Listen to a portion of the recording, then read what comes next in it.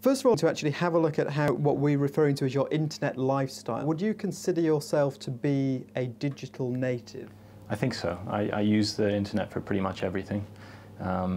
Any major purchases these days seem to be done online. I'm very comfortable doing that. I definitely watch YouTube more than I watch TV these days. It's faster and more convenient for me, and travel is included in that.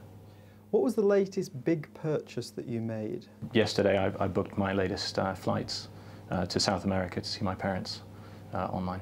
And what type of trip was that? So it's a family trip going from London to Montevideo. And that's, I went, because I've done that trip several times before, I'm familiar with the airline that does it, so I just go straight to Iberia. How often do you do that trip? The South America trip is probably 3 or 4 times a year. Okay. And what other trips do you generally make in a year? I also go to LA, and I go to New York a little bit for business, but I'll do short haul trips to Europe, which are a bit more spontaneous and sort of weekend city break type things. How would you buy travel for those trips? I've used sites like Last Minute a few times because it's as they're spontaneous and I have an idea in my mind but I don't know quite where I want to go. Those are quite useful to just seeing what the deals are. Those are usually all-inclusive, as are if I do a ski trip with friends. Those are the sort of things that, you know, getting a little bit of advice or seeing what the package is available kind of helps me along. I wouldn't be able to come up with some of these names without being able to browse a little bit on those sites. Do you travel very often as part of a group? I've done a few group trips, and either with work colleagues or with a group of friends we'll do, for example, ski trips.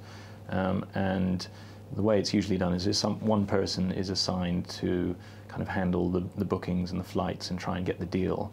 And I suppose the more efficient way of doing it would be if there was a sort of forum. You know, what usually, because it's a group, there's more security that we're all going together.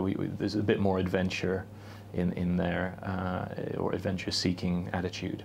So going onto TripAdvisor or going onto one of the websites which suggests different locations. We do things at work that include Microsoft Live Meeting, where you have people sort of not quite in the room, but are able to log in and see presentations.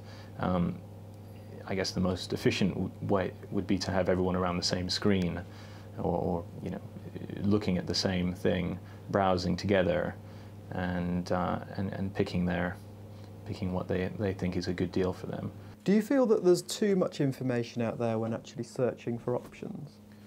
There can be. I think on some sites there's a little bit too much going on the screen. I usually scan things. I never read. Whenever there's sort of a wall of text or it just asks me to click on if I agree or something, I tend to just skip ahead.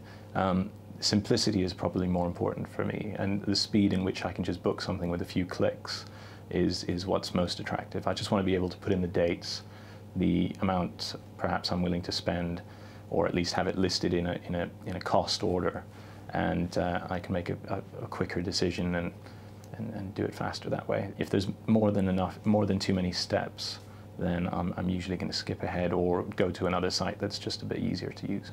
Do you have any particular favourite travel brands? Not really a brand loyalty type person, but if I've used something and had a good experience, it'll be the first one I go back to, and that's generally how I've done it. Thinking about the travel journey itself, what do you consider to be the most stressful part of a trip? Probably the airport experience, getting to the airport at the time they want you to, and then usually going through all the security and sitting around and hurry up and wait and hurry up, and the flight itself, you know, I can just go to sleep on the flight, but the airport experience is probably the most stressful, just because you're either worried about missing the flight or you're worried about the flight being late and then missing a connection or something like that happening. What technology devices do you actually take with you when travelling? I take a phone, a laptop, MP3 player, technology. I've got special headphones for planes, but pretty much all the things that I would use on a daily basis I have with me all the time almost.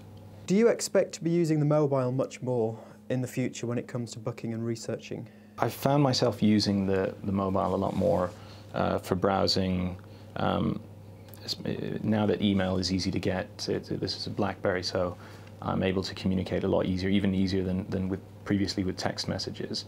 I've got a couple email accounts that I can just easily get to, and it's of course cheaper than sending a text or calling, and it's just as quick. One day I'd like to, have one device that counts as a laptop, mobile, and for music, and that's ideal. That's probably not too far away.